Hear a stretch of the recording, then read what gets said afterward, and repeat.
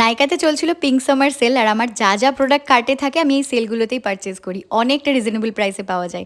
পিএসির এই ফাউন্ডেশনটা অনেক দিন ধরে পারচেস করার ইচ্ছে ছিল, এবারে ফাইনালি করে ফেলেছি। আমার শেড নাম্বার হচ্ছে 1.4।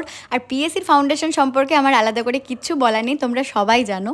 এরপর আমি যেটা অল টাইম ইউজ করি আমার ড্রাই স্কিনের জন্য, সেটা হচ্ছে ফিটমি ডুই স্মুথ প্রাইমার।